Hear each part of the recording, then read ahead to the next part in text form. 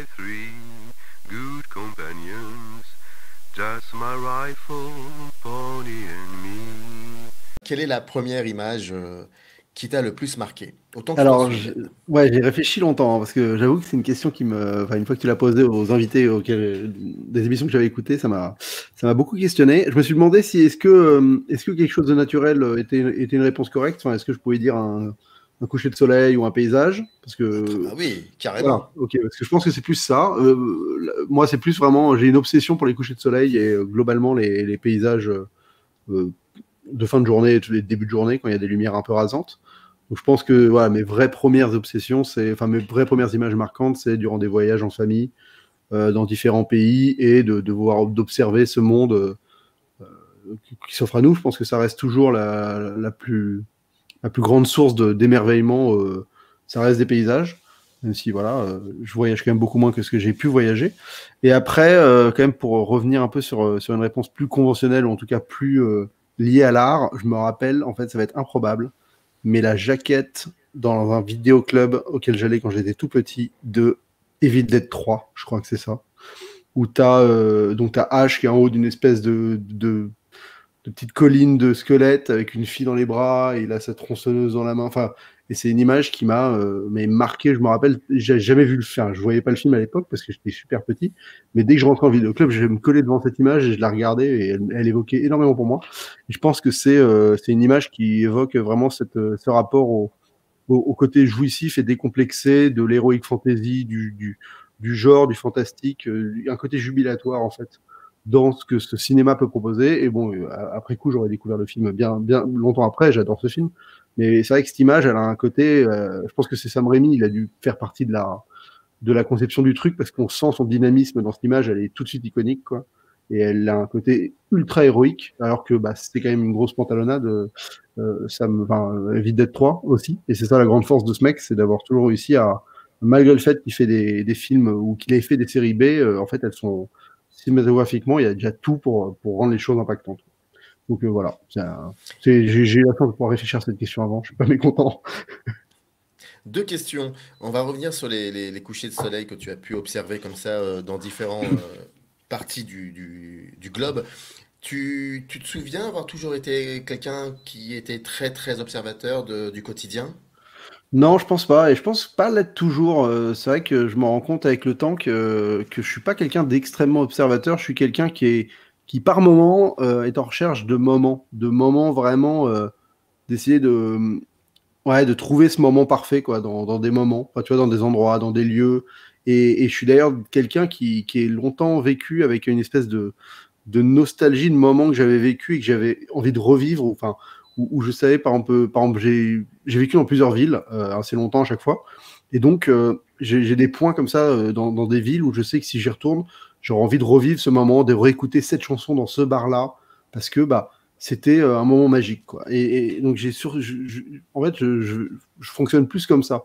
De temps en temps, je réalise que là, waouh, là, je vis un moment extraordinaire, mais ça peut être anodin, hein. Enfin, je veux dire, ça peut être quelque chose de moi à la terrasse d'un café avec une brise légère, tu vois, vraiment truc bateau, mais à un moment, je me dis, ouais, là, c'est un moment parfait, quoi. Et je pense que quand je fais des voyages, j'essaie toujours après coup, enfin, même pendant, de vraiment m'imprégner de ces moments-là qui me marquent. Et au quotidien, évidemment, c'est là où c'est le plus compliqué, c'est qu'une fois que tu rentres dans une vie un peu plus routinière ou quoi que ce soit, bah, ils sont quand même plus compliqués à trouver, plus rares. Donc ça va plus être des rapports humains, des moments d'affection, des choses comme ça, plus que des vrais moments peut-être poétiques, au sens paysage du terme, au sens voilà. Mais oui, donc je suis pas très observateur, mais j'essaye de relever des instants comme ça de poésie de ma vie qui me marquent et qu'à terme, en fait, moi je fais partie des gens qui aimeraient être réalisateurs, enfin, qui ambitionnent être réalisateurs, et je sais que je fais partie de ces réalisateurs qui veulent faire des films en partie pour revivre des moments de leur vie, quoi. Et ça, c'est typiquement la démarche, elle est là, c'est d'essayer de se souvenir de certains moments qui sont tellement magnifiques que tu as envie de les retranscrire d'une manière ou d'une autre. Si j'étais peintre, je pense que j'aurais fait des tableaux de ce genre de truc. Et vu que je veux être dans le réalisateur, bah voilà, c'est un peu la démarche, quoi. Et est-ce que parfois il t'est arrivé un truc très saugrenu, c'est de retrouver des instants, des lieux comme ça dans des films? Ah, c'est une bonne question, tu vois.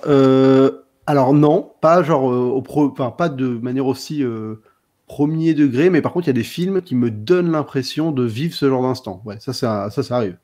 Et c'est aussi c'est ça. Et d'ailleurs, c'est souvent un type de film assez, enfin, qui est pas enfin, moi, qui fait partie de mes films préférés, c'est ce que j'appelle un peu les films chroniques. Un des réalisateurs qui, pour moi, le fait le mieux, c'est Richard Linklater, par exemple. Mais on peut pas aussi penser à, tu vois, Cédric Clapiche. Enfin, je pense par exemple à l'Auberge espagnole quand ils font leur sortie en boîte de nuit sur Aérodynamique de Daft Punk, et qu'après ils sont au petit matin à jouer de la guitare. Il y a un Américain qui joue du Bob Marley. Ça, c'est vraiment un événement qui me fait penser à ce type de moment, quoi. C'est-à-dire qu'il arrive à retranscrire. C'est une soirée où bah, c'était parfait, quoi. Et une soirée parfaite entre amis. Et donc, dans ces films-là, des espèces de petites chroniques où il n'y a pas nécessairement d'histoire ou d'intrigue qui drive le récit, on est plus sur une accumulation d'instants. Je retrouve cette idée-là. Mais c'est vrai qu'après, il y a tout un pan de cinéma qui est le cinéma un peu plus conventionnel, qui est beaucoup plus basé sur une mécanique de narration. Et je trouve que ça s'écarte un peu de cette vision-là de la vie qui est retranscrite dans le cinéma. Et il y a énormément de réalisateurs qui sont extrêmement doués pour ça. Et dans cela, je m'y reconnais. Ouais. Enfin, j'arrive à apercevoir ça. Ouais. Tu parlais de... Alors, la deuxième réponse que tu m'as donnée par rapport à l'image qui t'a le plus marqué, c'est cette jaquette, voilà, tout ça, et je vois très bien la jaquette en question, mais tu me dis que cette jaquette-là, tu l'as découverte dans un vidéoclub. Ah, tu te souviens vers quel âge à peu près tu fréquentais comme ça les vidéoclubs? Alors, c'était des vidéoclubs de là où j'allais en vacances à chaque fois. C'était pas du tout parisien. Enfin, moi, je suis parisien à la base. À Paris, j'avais pas du tout un vidéoclub parce qu'on avait une grande collection de DVD, ou enfin, surtout des laserdiscs à l'époque.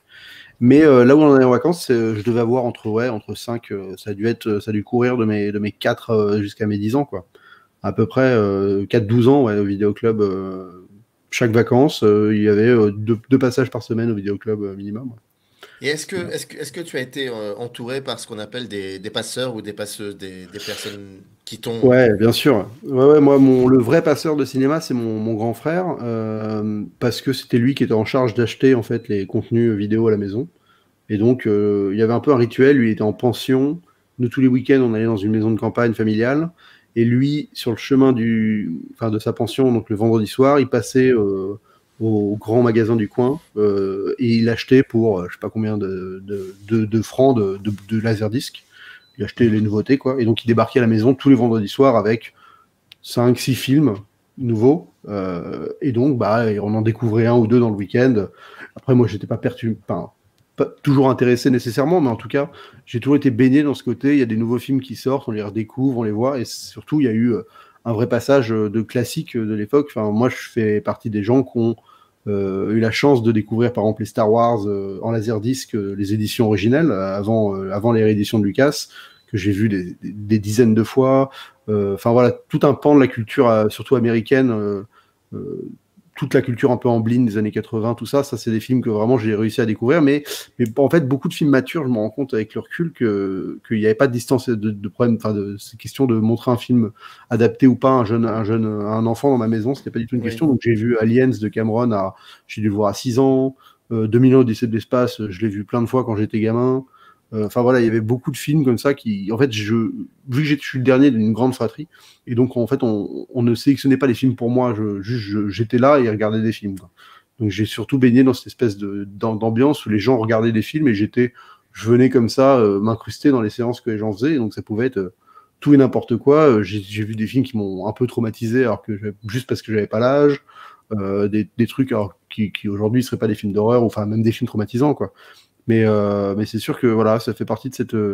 C'était vraiment une découverte, une cinéphilie de vacances, enfin de week-end ou de moments de pause, quoi, dans la vie. C'était pas, moi personnellement, j'avais pas la démarche de le faire, mais vu que j'étais dans une famille qui regardait beaucoup de films, bah, j'étais toujours baigné dans ce milieu-là. Et ouais, et les vidéoclubs ont joué en vacances un grand, beaucoup énormément là-dedans aussi. Ouais. Et donc, il y avait de tout et de rien. Et toi, à un moment ou un autre, progressivement, tu commences un peu à t'orienter vers un cinéma qui te sensibilise, j'imagine. Ouais, en fait, c'est arrivé tard. Je pense que j'ai eu les vrais moments clés de ma prise de conscience du cinéma. Elle est arrivée assez tard, finalement. Je pense que Amélie Poulain est vraiment un premier film fondateur dans mon approche du cinéma, enfin, un rapport au cinéma particulier. Donc c'est un film qui est sorti en 2002, je crois, si je dis pas de bêtises. Donc j'avais déjà 11 ans. Après, le vrai film, enfin la vraie année où finalement il y a 2 films qui sont sortis, ou peut-être, bon, ouais, en tout cas, il y a Un long dimanche de fiançailles dans la foulée, qui est un film qui m'a vraiment énormément parlé, où je me suis dit, ouais, là, le mec se fait du cinoche, il me raconte un événement qu'on m'a raconté à l'école, puis qui m'a toujours fait chier, et que j'ai jamais réussi à prendre la mesure et l'ampleur et à me plonger dedans, et là, il me raconte la Première Guerre mondiale d'une manière qui me fascine. Donc, Jeunet est hyper important, et après, le vrai, où vraiment je me suis dit, bon, là, il y a un truc avec la cinéma, enfin, le cinéma, c'est extraordinaire, c'est Quaron avec Les Fils de l'Homme. Mais j'étais déjà âgé, enfin, j'étais déjà ado. J'ai pas eu ce côté. J'ai toujours regardé des films, mais c'est vrai que cette prise de conscience de vraiment de la puissance du langage cinématographique, il est arrivé dans mes années collège, lycée, quoi. Et après, bon, évidemment, il y a des événements marquants de cinéma, on en a eu, quoi, les Seigneurs des Anneaux, ce genre de trucs. Je pense que ça te forge forcément un amour du cinéma quand t'es quelqu'un de ma génération et qui découvre à 12 ans le Seigneur des Anneaux en salle ou à 11 ans, c'est extraordinaire, quoi. Quand tu dis découvrir ce que c'était que la Première Guerre mondiale par le biais de Jeunet dans Un long dimanche de fiançailles, tu reçois ça dans la gueule et c'est juste fascinant. Mais est-ce que, parce que tu me disais qu'en en même temps que bon, tu n'as jamais été vraiment un très bon élève à l'école, est-ce que pour toi, quand tu vois ça, tu te dis ça ne peut être, ça a dû se passer comme ça finalement? Non, pas nécessairement. Non, non, en plus, je pense que c'est. En fait, maintenant que j'y pense, avant ça, j'avais une autre séquence qui m'est marquée, c'était Le Soldat Ryan que j'avais vu au cinéma. Donc, pareil, il est sorti en 98. Et tu vois, je l'ai vu à 9 ou 8 ans. Donc, c'est qu'un film que tu vas voir au cinéma à 8 ans, Le Soldat Ryan, tu te prends la scène d'ouverture dans la tronche. C'est quand même pas rien. Et en fait, c'est plus la parallèle que je peux faire entre les deux films qui n'ont pas grand-chose à voir formellement. C'est pas forcément de me dire c'est la réalité, justement, c'est de me dire ça arrive à me faire ressentir ce que c'est par le cinéma plus qu'autre chose. Plus qu'essayer d'être une reconstitution fidèle ou je ne sais pas quoi. C'est plus ce côté où d'un coup, j'ai eu l'impression de vivre d'une manière viscérale dans 2 domaines qui n'ont rien à voir, parce que je pense que Spielberg est beaucoup plus viscéral et Jeunet est un peu plus formel, mais justement, il arrive à y mettre une forme de poésie qui me plaît beaucoup. Voilà, les deux m'ont vraiment réussi à montrer un événement qu'on m'avait raconté, dépeint, et à me le faire vivre intérieurement. Et ça, c'est quelque chose que, voilà, quand le cinéma y arrive, finalement, c'est là où c'est le plus impactant, quoi.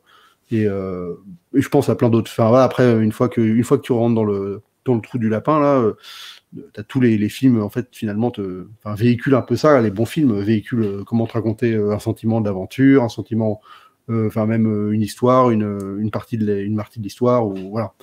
Donc mais c'est vrai que là, c'était des événements qui sont des événements qu'on connaît tous, quoi. Les 2 guerres, on entend parler perpétuellement, et de les avoir illustrés de cette manière-là au cinéma, ça m'a vraiment pas bougé. Je me suis dit, il y a une. C'est plus, en fait, pour moi, ça reste la manière la plus fascinante et intéressante de nous présenter ça, quoi.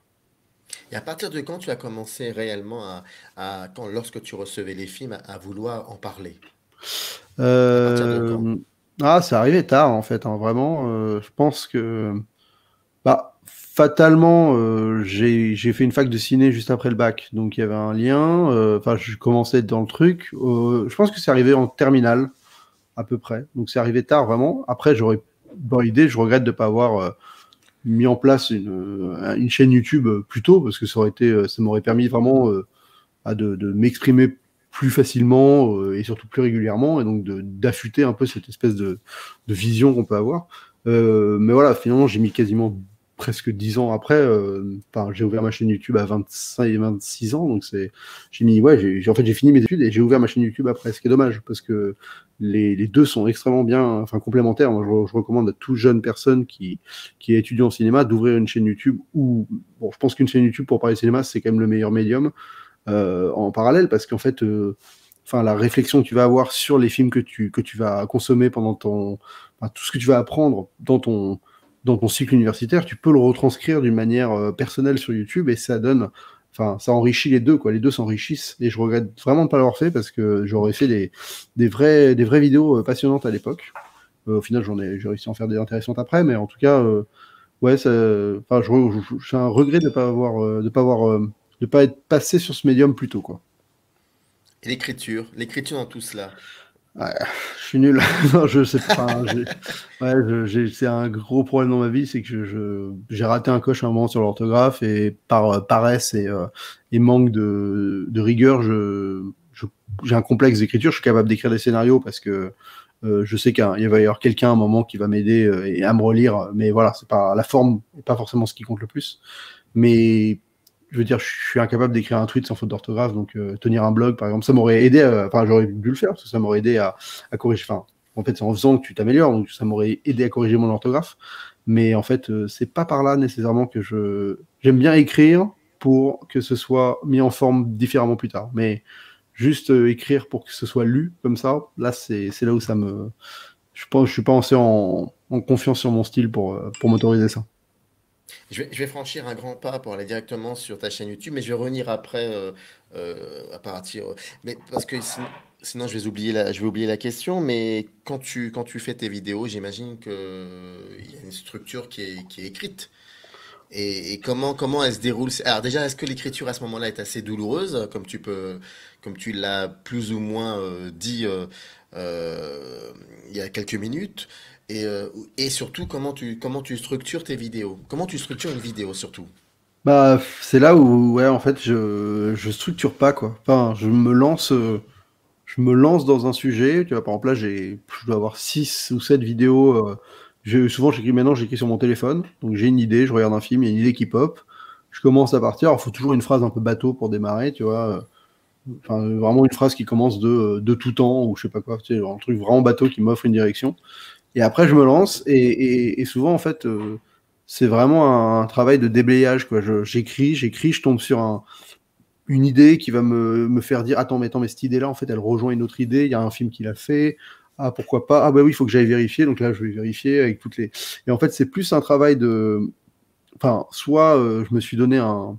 C'est-à-dire que soit je me suis donné un cadre en amont, où je dis, bah, par exemple, là, je vais étudier les fusillades.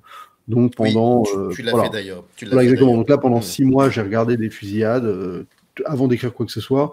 Ou sinon, sur chaque fusillade, je fais un espèce de débrief. Donc là, tu vois, je regarde une scène, ok, je débrief, j'écris un texte dessus, hop, je débrief ce que je peux en tirer. Je fais ça sans exemple, et à la fin, je me lance, et bah, j'avance au fur et à mesure, vraiment j'avance, à vue d'œil, et tu vois, voilà, je me faufile dans tous les exemples que j'ai trouvés, où je prends à droite à gauche, il y en a plein qui Tu passent à l'os, tâtes, par exemple. tu tâtes, tu Voilà. tâtes. Et c'est un peu pareil pour les autres trucs, sauf qu'il y a des fois où en fait je me rends pas compte de la. C'est-à-dire que je pars sur un sujet, par exemple là j'ai une vidéo qui est en écriture, où je pars d'un sujet, je pars de Monsters de Gareth Edwards, et en fait je me retrouve à parler du cinéma de Nollywood. Et le truc c'est que, enfin c'était pas prévu à la base, quoi. C'est juste que le fil de ma pensée me fait partir, me fait aller de Gareth Edwards, de Star Wars à Nouvelle Vague, à Nollywood, à l'Ouganda, enfin tu vois, au film ougandais, enfin, et parce que d'un coup, bah en fait le chemin de pensée il va là, quoi. Mais à la base, et je pense qu'il y a une phase où enfin je serais un grand youtubeur si j'avais la capacité de revenir en arrière et de restructurer une fois que tout est écrit. Je le fais, je me relis, mais je veux dire, je change pas ma structure, j'essaie pas de créer quelque chose de plus académique ou scolaire parce que j'ai jamais été bon à ça de toute manière. Il y a vraiment une démarche organique qui est faite. Après, ça, bon, c'est des choses naturelles. Mais c'est pour ça que je pense qu'il y a ça à double tranchant. Mes vidéos ont une forme de fluidité naturelle qui s'en dégage, je pense, mais qui peut par moment aussi manquer de rigueur ou peut-être Le d'être un peu squelette. plus Le scolaire, quoi. squelette. Hmm. Ouais, voilà, le C'est-à-dire squelette, quoi. il y a une, Mais alors, pardonne-moi parce que vraiment j'avais envie de faire cet entretien de manière chronologique, mais je ne peux pas parce que tu me lances sur des choses que je n'avais Ah pas bah n'hésite pas, soupçonnées. hein. Et Prenez les balles au bon, hein. eh bien, la question, elle est très très simple. Moi, je t'entends depuis 5 minutes me raconter comment tu structures tes vidéos. Euh, Quelle que soit la manière, mais ça reste quand même une structure. Et là, je vais rentrer dans le vif du sujet. Euh, je me dis, en t'écoutant, je me dis pourquoi Zoltan, à un moment, s'est posé la question, que cela soit dans ces vidéos, mais aussi dans d'autres vidéos, quand vous vous réunissez avec d'autres confrères à toi et consoeurs, qui s'appellent CCU, si je me Ouais, trompe bien. ouais. On reviendra là-dessus parce que l'idée de rédaction plus ou moins informelle m'intéresse beaucoup. Et à un moment, vous parlez de légitimité. Mais vous réglez la question assez rapidement en disant que nous sommes légitimes. Mais moi, en fait, ce qui m'intéresse, c'est pas forcément la réponse. Ce qui m'intéresse de t'entendre dire, c'est pourquoi y penser à ça? Qu'est-ce qui fait qu'à un moment, tu y penses et que ça te travaille? Alors que tu es en train de me raconter comment tu structures tes vidéos et que ça peut durer un certain temps, que ça peut partir dans tous les sens. Pourquoi à un moment pourquoi tu t'es posé cette question de légitimité? Ben, moi, je t'avoue, je pense pas me l'être posé, honnêtement. Enfin, je me souviens des débats dans lesquels c'est apparu, mais j'avoue que moi, c'est pas une question qui m'a souvent taraudé parce que, en fait, c'est soit, bon, je veux dire, faire des critiques de films, je, je pense qu'il n'y a pas de légitimité ou pas à le faire. Tu délivres un peu un avis, plus ou moins éclairé, affûté, pertinent selon le film, ta sensibilité. Voilà, enfin, tout le monde peut le faire en deux mots. Une critique à chaud, il n'y a pas de problème. Donc là-dessus, il n'y a pas de légitimité ou pas. C'est juste la légitimité, elle vient peut-être si d'un coup, enfin, c'est les gens qui trouvent que t'es intéressant à écouter ou pas, mais c'est même pas que t'es légitime, c'est juste que d'un coup, bah, tu fédères et pourquoi pas. Par contre, quand j'ai vu que souvent j'ai pris des sujets où vraiment je traitais un angle très précis, bah, la légitimité, elle s'impose d'elle-même parce que c'est pas, moi, ce que j'ai toujours refusé de faire, c'est de faire des vidéos, en fait, où les informations étaient plus importantes que le fond de ce que je pouvais apporter moi en termes de réflexion. C'est-à-dire que moi, ça ne m'intéresse pas de faire je trouve ça passionnant, hein, les vidéos de mecs qui arrivent à te faire vraiment, par exemple, tu vois, la filmographie d'un réal en t'expliquant toutes les anecdotes de production, comment il a, voilà, ce côté factuel un peu des choses, qui est très intéressant. Ça m'a jamais intéressé parce que, bah, d'autres le font mieux que moi, d'autres sont plus passionnés de ça que moi. Et en fait, je trouve toujours qu'il y a moi, j'aurais justement un problème de légitimité, en fait, à juste déblatérer des infos que j'aurais juste lues à droite ou à gauche, tu vois. Et j'aime pas ce sentiment-là. Moi, ce qui me plaît, c'est de me dire, je vais partir d'une réflexion que j'ai eue en regardant le film et je vais la creuser pour essayer d'arriver à une espèce ouais, de thèse cinématographique, quoi. Et c'est ça où quand je fais, et d'ailleurs souvent mes vidéos pêchent par problème factuel. Enfin, tu vois, j'ai été capable de faire une vidéo entière sur un réal qui s'appelle James Carney, qui est le réal de Once, de New York Melody et de Sing Street, où j'étais persuadé que le mec c'était ces trois films, ces trois premiers films. Alors qu'en fait le mec il avait fait 6 films en tout entre temps. Donc, enfin, je veux dire, et j'étais tellement à fond dans mon truc en me disant, ça m'intéresse pas d'aller voir sa fiche Wikipédia. Je me suis imaginé presque l'histoire du gars, quoi. Enfin, et parce que j'avais envie juste d'en tirer une réflexion cinématographique sur sa manière d'incruster la musique dans ces films. Mais ça m'intéressait pas de savoir réellement si ce que j'allais dire allait être factuellement bon vis-à-vis de sa vision à lui. Et si en plus, et en plus de connaître le déroulé des films pour expliquer ma vision. C'est là où je pêche aussi, hein. Je veux dire, c'est des gens, ils viennent sur Internet pour avoir aussi des factuels, des choses certaines. Là où moi, c'est beaucoup plus. J'essaie de pas dire de bêtises, de pas dire de mensonges, mais en tout cas, je fais pas des heures de recherche. Donc c'est là où je veux dire que la légitimité, elle vient parce que je prends un angle où je vais être le seul à en parler de cette manière-là. Donc qu'en fait, il n'y a même pas de légitimité ou pas, il y a juste si je le dis pas, ce sera pas dit par un autre, en tout cas. J'ai l'impression. Parce que bah, c'est le fruit de ma propre réflexion et normalement rien d'autre, mais de mon analyse des films, et c'est tout. Donc c'est pour ça. Après, je peux comprendre qu'il y a un problème de légitimité globale dans ce milieu-là, parce que bah on se donne, enfin je veux dire, on s'auto assume un rôle, quoi. Je veux dire, c'est un peu récent que dans l'histoire mais ça marche un peu à tous les domaines aussi, hein, que dans l'histoire de l'humanité. Ta parole peut être portée par des milliers sans qu'il y ait une base un peu plus solide à la base que juste une chaîne YouTube, un compte Twitter ou un blog, quoi. Et donc la légitimité se pose parce qu'avant, évidemment, pour parler cinéma, il fallait avoir été adoubé par une rédaction, dans un journal. Bon, tu pouvais créer ton fanzine, mais je veux dire, je pense que l'énergie que ça te prenait à faire te légitimisait presque plus. Enfin, tu vois, te donner une forme de légitimité parce que c'est tellement une partie, enfin, il y avait tellement de complications pour arriver à une parution que voilà, une fois que le truc était paru, la légitimité elle était là d'une manière ou d'une autre. Alors que nous, t'as en 3 clics, t'as créé ta chaîne, tu peux parler de cinéma. Donc forcément, parmi toutes les voix qui existent, je comprends qu'il y en ait qui aient besoin de se dire qu'ils sont plus légitimes que d'autres pour exister. Je comprends que ce soit une manière de se justifier, et je comprends qu'il y en a qui doutent aussi de leur légitimité parce que bah ouais, c'est compliqué de se dire est-ce que je suis vraiment si intéressant que ça pour parler de cinéma. Après, au-delà de ça, on peut utiliser aussi des arguments qui sont pas toujours pertinents, mais bon, les études dans un domaine, moi j'avoue que j'ai fait des études de cinéma, donc forcément ça m'a donné une base académique qui est pas indéniable, enfin qui est hyper importante, je veux dire. Quand tu parles Est-ce du qu'elle est cinéma, vraie? Pardonne-moi de t'interrompre, Zoltan. Est-ce qu'elle est vraiment importante, euh, comment dire, bah, cet indice-là? Est-ce que c'est important? J'en ai fait aussi, hein, des études de ouais, ouais, cinéma. bah, Donc c'est pour ça que je me permets de la poser la non, mais question. Est-ce que c'est c'est une vraiment question que je me important? pose. Ouais. Moi, je pense, pour avoir fait, alors moi j'ai fait un cursus un peu particulier. J'ai fait un cursus au Canada et en fait j'ai fait un cursus de film production. Donc ça, c'est un cursus qui vraiment t'apprend à faire des films. Donc plus dans le côté tu vois, pratique de la chose.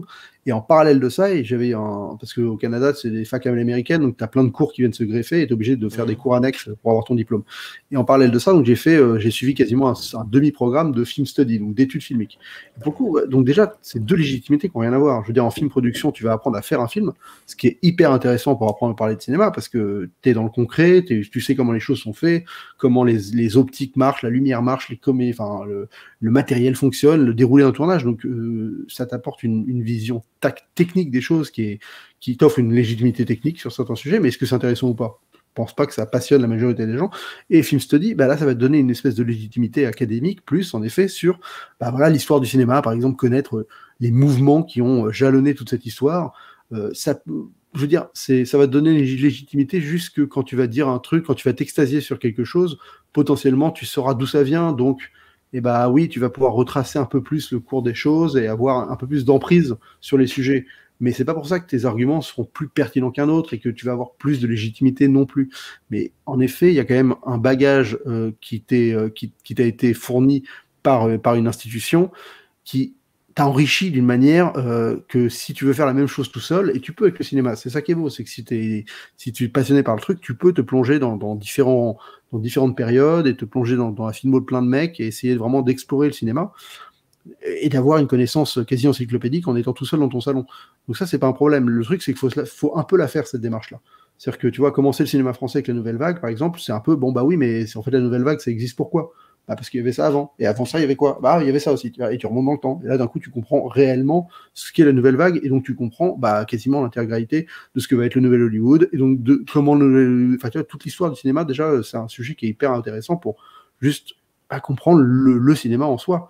Et si tu l'as pas, si t'as pas au moins une espèce de bribe de l'entièreté de cette fresque, ouais, je pense qu'il te manque une partie de l'équation pour réussir vraiment à être ultra pertinent sur certaines analyses. Mais après, c'est un degré d'analyse parmi tant d'autres, et chaque film, je veux dire, il y a des gens qui ont été capables de faire des films sans connaître réellement le langage cinématographique.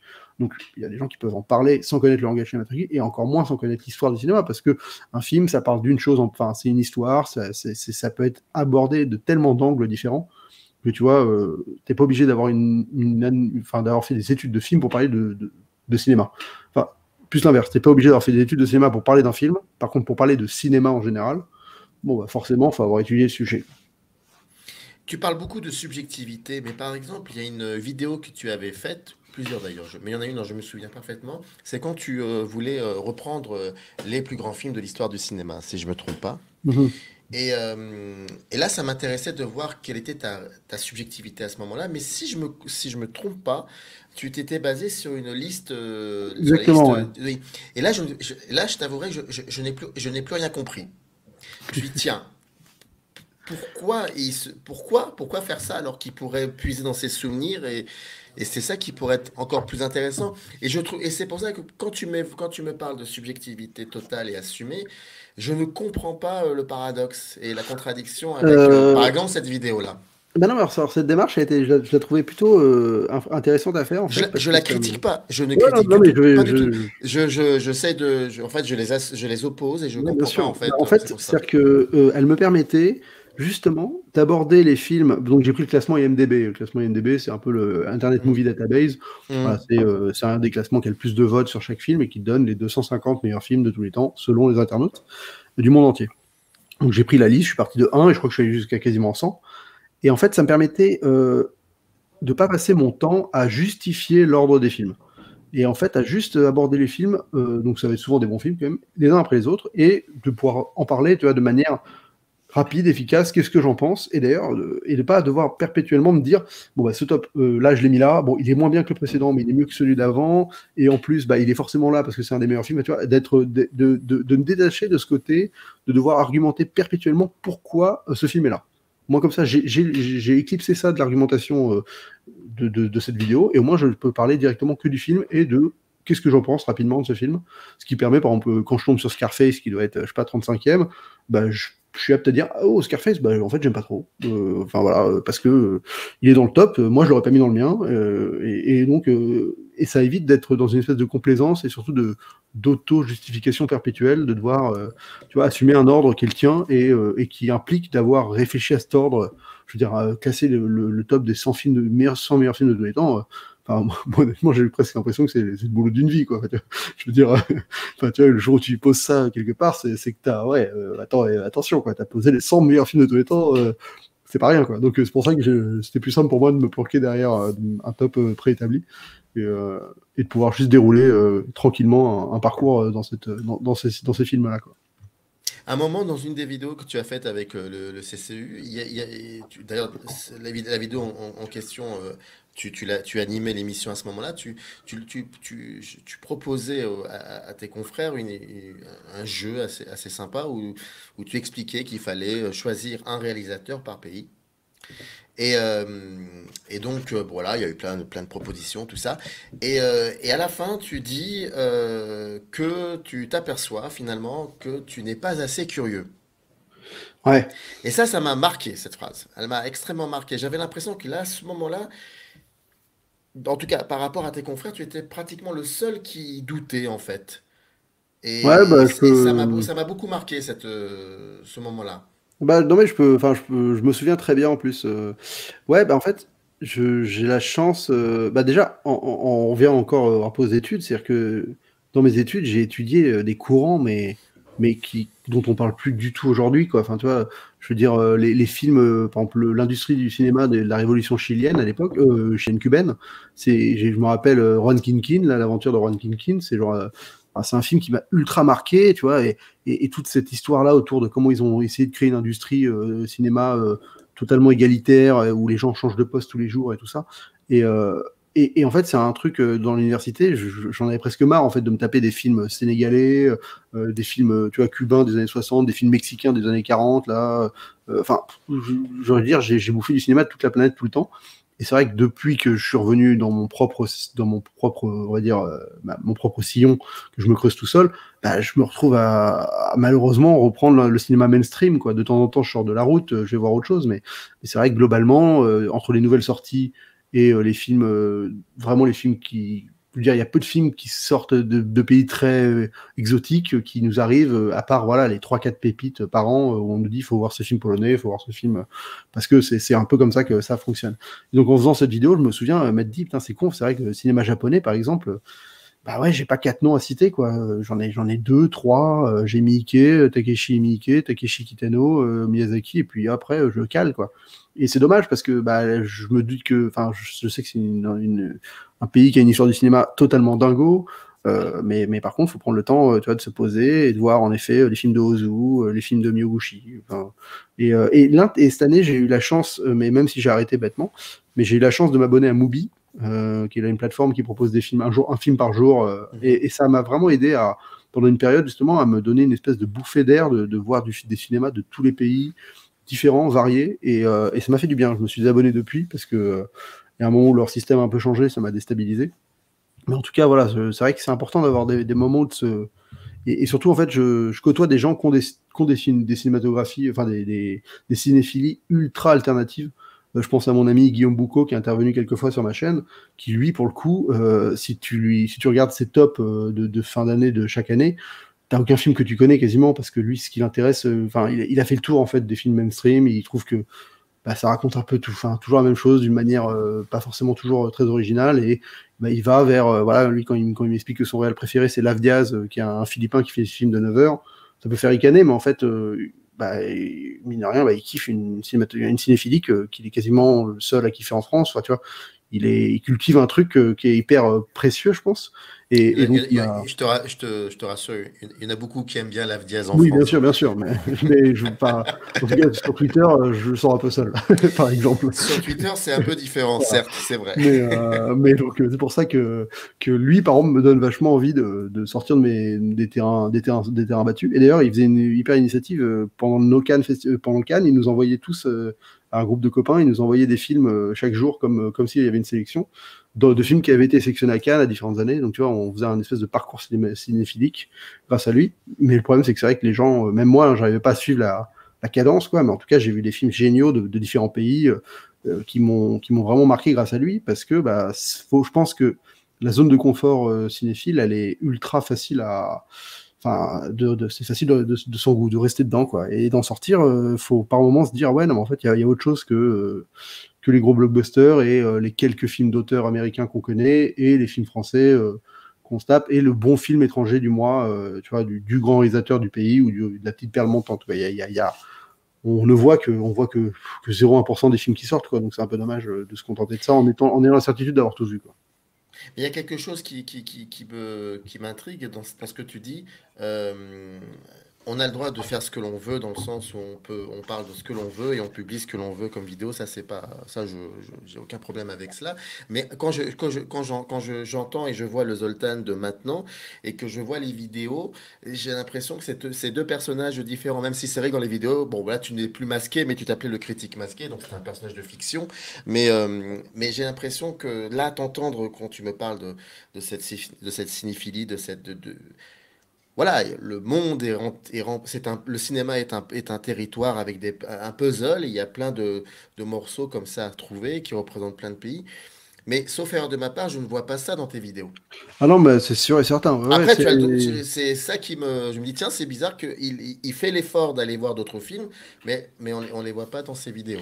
Non, c'est vrai, mais c'est parce que je pense que pour le coup, on en vient à... Là, enfin, je pense qu'on rentre dans le cœur d'un peu du YouTube game et de la mécanique de YouTube par laquelle j'ai probablement été un peu parasité. Euh, c'est que j'ai quand même une chaîne qui essayait d'attirer du monde, enfin de fonctionner, quoi. Et pour ça, je me suis engouffré dans les modes ou dans un fonctionnement. Donc, j'ai fait un peu ce qui fonctionnait. Après, c'est aussi ce que je consomme en priorité, hein, je vais pas mentir. Je veux dire, Ouais, là, bien je sûr. parle de cinéma alternatif. Je consomme majoritairement les films que tout le monde regarde aussi, quoi. Enfin, Ouais. ça a été c'est une partie marginale de ma cinéphilie, tout ce qu'on vient d'évoquer. Mais c'est surtout qu'en fait, j'ai jamais trouvé de moyen ou d'idée d'aborder ces films-là d'une manière qui leur rendrait réellement service, quoi. Parce que, en fait, je veux dire, moi, c'est bête à dire, mais si je fais, par exemple, allez, enfin, j'ai arrêté de regarder mes vues, tout ça, donc je vais parler un peu au passé, mais voilà.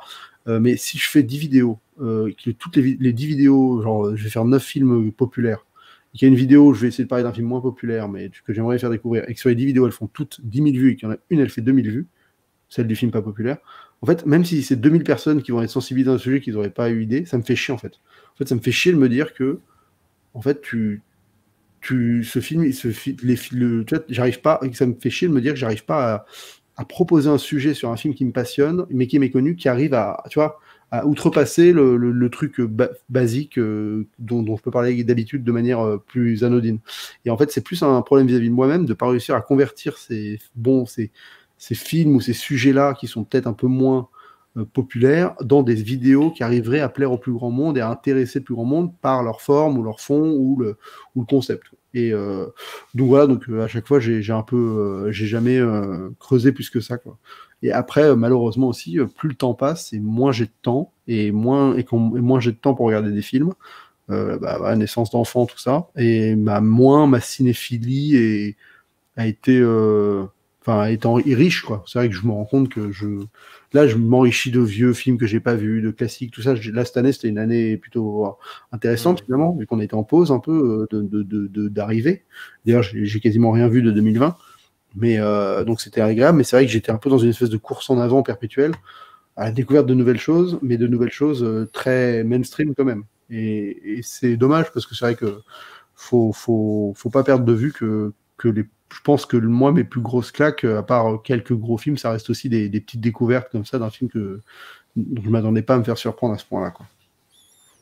Alors, il y a pas mal d'émissions dans l'histoire de la critique de cinéma, des moments où des critiques issues de titres divers se réunissent pour parler de films et d'autres. Je pense par exemple au Masque à la Plume, qui est l'une des émissions les plus connues. Et comment vous vous êtes arrivé à vous former comme ça, tous ensemble, pour créer une espèce de petite rédaction mensuelle ou bimensuelle, mais plutôt mensuelle, je crois, et où Bon, vous ouais, parlez comme ça? c'était très, bah non, en fait, enfin pour le coup, je crois que je suis à l'initiative de la chose où j'ai juste envoyé un message sur Twitter à 5-6 youtubeurs qui étaient à peu près au même degré que moi. Enfin, j'en ai envoyé au plus gros, mais à l'époque, enfin, il y en a un qui m'a pas répondu. Il y en a un qui m'a répondu genre ça m'intéresse pas, et deux autres que j'ai pas réussi à joindre, ou bref, ou j'ai pas, à qui j'ai pas osé demander. En tout cas, voilà, j'ai demandé à plusieurs youtubeurs que je connaissais et qui étaient parisiens, euh, qui avaient à peu près le même nombre d'abonnés que moi, un peu de choses près. D'accord. Et Mhm. en fait, non, alors non, bah, faut que je fasse un rembobinage, en fait. Non, parce qu'en fait, non, mais en fait, c'est intéressant parce que Comme tout dans le vient film d'une de vidéo que Landry. j'ai faite. J'ai fait une vidéo qui s'appelle Les meilleurs youtubeurs cinéma, et une vidéo que j'ai faite en 2017. D'accord. Et cette vidéo-là, eh ben, elle a plutôt bien marché. Et en fait, j'introduisais tout un panel de youtubeurs. Je faisais en fait, bah, je parlais des youtubeurs cinéma qui existaient à l'époque. Il n'y en avait pas tant que ça. Donc, voilà. Et en fait, dans ces youtubeurs-là, ça a un peu fait parler. Enfin, il y a eu plusieurs personnes qui ont réagi, des gens qui sont venus dire ah, mais tu m'as pas mis dans ta vidéo. Donc, ça a créé un espèce de truc où les gens, d'un coup, tu vois, ça a créé un petit microcosme. J'ai trouvé. En tout cas, moi, ça m'a connecté à ce microcosme-là. D'un coup, j'ai été le centre de plusieurs personnes qui parlaient de la même chose. Et donc, à partir de là, j'ai envoyé des messages pour créer une réunion. On s'est vu une première fois pour faire mon concept à la base, que je voulais proposer avec le CCU. C'était en fait sur le format un peu d'un podcast que j'aimais bien qui s'appelait Studio 404 Mhm. de qualité, qui était de faire plusieurs chroniqueurs qui débarquent. Chaque chroniqueur a écrit une chronique sur un sujet et la chronique est suivie d'un débat avec les gens qui sont là. Alors, au final, vu que bon bah on n'a pas tous en fait au final on n'a pas tous eu envie d'écrire des trucs, c'était plus on choisit un sujet, on l'expose rapidement et après on en débat. C'est juste devenu une émission de débat sur des sujets variés. Voilà, donc ça s'est fait vraiment. J'ai envoyé des messages, tout le monde a répondu oui, hop, ça s'est fait. Et après, bah, au fur et à mesure des rencontres, des dispos, on a fait 3, 4, 5 rendez-vous qui a permis à chaque fois d'enregistrer toute la journée, plusieurs émissions. Et en effet, c'est vrai que c'est mon idée derrière, c'était juste de se dire, on ne crée pas d'organisme particulier, le CCU, tout ça, c'est venu quasiment. C'est pas nous qui l'avions préparé, quoi. C'est quelqu'un a trouvé un nom, ils nous ont appelé comme ça c'est devenu une unité qui avait un nom. Mais à la base, c'était juste de se dire, on se réunit, on n'a aucun engagement les uns vis-à-vis des autres, on fait juste un sujet qui nous compte, qui nous intéresse et les autres participent. Et voilà, j'essaie pas de créer un rythme de publication entre nous ou de créer des engagements précis, quoi. C'était vraiment juste ça. Et c'est vrai que bah, c'est ça où, pour moi, ça, au final, ça reste mes meilleurs. Enfin, c'est vraiment là où YouTube Cinéma est devenu une aventure extraordinaire. C'est que d'un coup, je me suis mis à rencontrer des gens, à me faire des copains, à faire des soirées avec eux. Enfin, ça a changé vraiment mon rapport à ce que. C'est-à-dire que YouTube était un outil virtuel où je pouvais parler de cinéma et avoir quelques retours en commentaire, à bah, une porte vers des vraies amitiés et des gens que j'aime énormément aujourd'hui et que j'aime fréquenter, quoi. Donc, mais c'est dommage que je pense que enfin, je pense que cette idée-là et ces voix-là, en tout cas, sont des gens qui intéressent beaucoup de monde et qui ont une voix sur le cinéma qui porte et qui mériteraient ou qui, en tout cas, auraient les moyens de vraiment ouais, d'intéresser, je pense, la télé ou la radio ou tu vois, c'est pas. Enfin, je pense que si on avait été plus sérieux et qu'on avait cadré le truc un peu mieux, on aurait pu aller plus loin et en effet se retrouver à peut-être avoir une émission éditorialisée par quelqu'un par un producteur, quoi, à terme. Mais j'ai l'impression, sauf erreur de ma part, que, et peut-être même injustement d'ailleurs, que le milieu du YouTube game est, comment dire, n'est pas vraiment pris au sérieux par les médias que tu viens de citer, que ce soit Ah la ouais, radio, non. la presse écrite, d'ailleurs, je viens de tout cela, quoi. Mais c'est depuis quelques semaines, en regardant les vidéos de chacun et de chacune, en écoutant un petit peu, par exemple, je pense à cette petite affaire, cette fausse affaire où Durandal, à un moment, tapes sur Godard, il y a toute une histoire comme ça, Ouais, qui est voilà. repris dans la Et matinale par dans la ma- Eindhoven. par Raphaël Enthoven, c'est très très troublant d'ailleurs tout cela. Des deux Bah, de toute côtés, hein, façon, des deux côtés, je trouve ça troublant des deux côtés. Mais et donc pour rebondir sur ce que tu disais, j'ai cette impression que il y a quelque chose qui n'est pas encore, enfin, ça n'est pas encore vraiment pris au sérieux, sauf peut-être pour les attachés de presse. oui, ça, totalement. Les attachées de presse, elles ont bien compris. Bah non, mais après, il y a un moment où c'est globalement, de toute façon, c'est un problème que on va dire je connais pas les médias, les médias traditionnels, je les connais pas tous, mais quand je vois un youtubeur qui est reçu sur un plateau de télé, c'est quand même souvent réputé qu'il y a une espèce de complaisance vis-à-vis d'eux et presque une forme de méprise. Enfin, on sent qu'ils sont pas pris au sérieux et que c'est très marginal. Ils ont l'impression, la télé a toujours l'impression que c'est un phénomène marginal, quoi, encore, alors qu'un mec comme Squeezie fait plus d'audience sur n'importe lesquelles de ses vidéos depuis 3 ans que n'importe quelle émission de télé enfin, espérerait ou rêverait faire, quoi. Enfin, le mec, il fait 15 millions de vues par vidéo. Tu vois, hier, il y a un téléfilm qui est passé, qui a cartonné, il a fait 4 millions de vues. Donc, je veux dire, tu vois, enfin, en fait, en termes de chiffres, les gens se rendent pas compte, quoi. Je veux dire, un mec comme Cyprien, c'est le mec qui a le plus de portée en France en termes de. Il doit y avoir Macron et lui, quoi. Enfin, c'est les deux personnes qui peuvent parler au plus de monde d'un coup, s'ils décident, tu vois, qu'on a accès au plus de monde comme ça, parce que. Donc, Ouais, c'est pas rien, quoi. mais il y en a un qui est président de la République Exactement. Non, mais il y en a qui. Non, mais donc je pense qu'il y a une. En effet, il y a un côté où ils se rendent pas compte et c'est sûr que je pense que pour la presse, j'en sais rien. En vrai, j'en sais rien parce que j'ai jamais été en lien, en contact vraiment avec ces gens-là. Donc je ne parle que de choses que je peux comme ça Hmm. m'imaginer, mais j'ai l'impression qu'on reste quand même des gens qui parlent de cinéma dans notre chambre et qu'en fait, les parutions, j'ai pas l'impression qu'elles s'intéressent à nous, parce que aussi enfin, elles défendent aussi leur bout de gras, quoi. Par contre, ceux qui percent, ils se font récupérer plus par des marques. Parce que pour le coup, les marques et en effet les attachés de presse, tout ça, ont très bien compris que les gens d'Internet avaient, les youtubeurs en question, voilà, avaient un impact et arrivaient à vraiment à toucher un public de manière très très active. Ce qui n'est pas le cas des parutions, je pense, enfin des journalistes cinéma autres, à part quelques-uns, mais je veux dire, d'avoir une tête identifiable qui te parle de cinéma, c'est Oui, quelque chose. c'est un fait, c'est un fait, c'est un Tu fait, vois. ça on peut pas le Et, renier. Hmm. et ça, c'est voilà. Mais après, il y a eu des tentatives, hein, je veux dire, le Fossoyeur de film, je crois qu'il a travaillé sur Canal Plus à un moment pour faire des petites pastilles. Il a pas Euh, couvert, c'est pas lui qui a couvert un moment le festival de Cannes, je crois, ou si je me trompe je pas. crois, peut-être si enfin, franchement, j'ai oublié, mais Je en tout cas, crois, il enfin y a eu voilà. des espèces de petits parallèles qui se sont faits, mais rien n'a débouché de très sérieux. Bah, parce qu'en fait, je pense que ça reste deux mondes qui se regardent un peu en chien de faïence et qui n'ont pas encore trouvé une manière de réellement créer quelque chose de lucratif pour tout le monde dans ce domaine-là, quoi. Mais Il, ça viendra, je pense. il y a il y a des articles comme ça rédigés par des critiques de cinéma qui sont restés, je veux dire, Mm. Culte, ouais. importants parce qu'on continue encore de regarder, de les lire et tout. Je pense par exemple à Était une fois en Amérique de Serge Danet ou La lettre à Rossini de Jacques Rivette, Là, au etc., capot. etc. Capot par exemple, etc. Est-ce que, selon toi, il y a depuis 10 ans pratiquement, est-ce qu'il y a des vidéos chez certains critiques de cinéma youtubeurs qui sont vraiment dans la postérité, qu'on pourra revenir là-dessus très souvent pour vous? Est-ce que ça existe? Ah ouais, je pense que Durandal, avec ses Pourquoi j'ai raison, vous avez tort, il pose des bases de choses qui vont être extrêmement utilisées et relues, revues par la suite. Je pense qu'il a posé vraiment parce qu'il s'est attaqué à l'époque où il s'attaquait à ça, des rétrospectives qui n'avaient pas été particulièrement envisagées par des médias sérieux, enfin de manière très sérieuse et approfondie comme il a pu faire. Et donc, je veux dire, si aujourd'hui quelqu'un a envie de se renseigner sur n'importe quel réalisateur ou saga qu'il a étudié, c'est quasiment le premier truc qu'il faut regarder et il couvre une énorme partie du truc, quoi.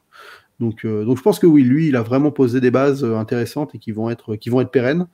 Après, dans les concepts des autres, je sais pas trop. Franchement, je trouve. Enfin, après, c'est un peu là, on quitte un peu le problème de YouTube Cinéma, mais c'est globalement ce problème de YouTube, c'est que c'est très versatile et t'as l'impression que moi c'est aussi ce qui me mine à la longue, c'est que t'as la vidéo, t'as l'impression qu'elles sont perdues dans un océan. Et C'est que, là où je voulais en venir, en et fait. ouais, c'est un C'était. peu dommage. Après, de temps en temps, t'en as quelques-unes qui font date, quoi. Mais j'avoue que même en tant que créateur, tu vois, je pense pas que ma vidéo sur les fusillades, aussi bien documentée, ou en tout cas intéressante qu'elle peut être, elle deviendra une vidéo réellement, tu vois, qui sera ressortie ou étudiée par des gens, je pense pas. Alors qu'en effet, il y a des grands textes critiques enfin, voilà, qui sont des textes incontournables. Mais je pense que Durandal, lui, a obtenu cette place-là et bah, il peut en être fier parce que je pense qu'il est le seul. Même si c'est pas celui qui marche le mieux, hein, mais c'est juste celui qui a, par son concept, par la rigueur qu'il y a mis et le côté très justement scolaire et académique de son approche, tout en étant justement un peu décalé finalement sur un peu l'axe, enfin l'angle. Bah, je pense qu'il a atteint, il peut avoir réussi ça. Ouais. Est-ce que tu es fier de ta chaîne? Oh non, on va dire que je suis pas fier je suis content de l'aventure. Je suis fier de cette aventure. En fait, je suis plus fier de mon aventure que de ma chaîne en soi. Ma chaîne, je la trouve très inégale. Elle varie en fonction de mon impatience, de mes humeurs, de l'actualité, de mon envie de percer, de mon envie d'être fier de mon travail. Donc, c'est une espèce de représentation de ma psyché depuis que j'ai ouvert, quoi. En plus, je suis quelqu'un qui malheureusement est pas assez basé sur la fin, qui a un vrai déficit de forme. Donc je veux dire, tu débarques sur ma chaîne, c'est pas un truc calé, propre, les vidéos sont pas toutes, tu vois, hyper chiadées comme je voudrais vraiment qu'elles le soient, si vraiment j'y avais mis les moyens et l'ambition. Mais après, je trouve qu'il y a des très bonnes vidéos qui existent, des vidéos qui me rendent fier, pour le coup, certaines. Voilà, en fait, celles où vraiment j'avais envie de bien faire les choses, je suis content de les avoir bien faites. Et après, il y en a qui ont été faites parce que j'avais envie de les faire, d'autres parce que je sentais qu'il fallait les faire, et d'autres parce que je savais qu'elles allaient marcher. Et pour l'année 2021, est-ce que tu sens qu'il y aura quelque chose qui va changer dans ta manière de faire des vidéos, dans l'évolution de ta chaîne? Est-ce que tu commences à envisager peut-être même d'arrêter cette chaîne? Ouais, bah enfin, je sais que là, il y a vraiment, je suis sur une fin de cycle totale, quoi. Alors après, je pense que je repartirai jamais avec une cadence comme j'ai pu connaître où ça me prenait énormément de temps et de motivation. Enfin, c'était vraiment une partie ultra importante de ma vie. Là, clairement, je pense que je suis en train de passer vraiment à autre chose, et tant mieux parce que il y a un moment où ça va pas être ma vie, c'est hyper plaisant et je pense que je suis arrivé à un cap où j'ai rencontré les gens que j'avais à rencontrer, ou en tout cas, voilà, je me suis fait des amis, j'ai vécu des moments géniaux, j'ai analysé des films qui me plaisaient, j'ai parlé des sujets qui me tenaient à cœur. Voilà, j'ai pas genre une liste de sujets interminables que j'ai encore envie de traiter de manière très précise.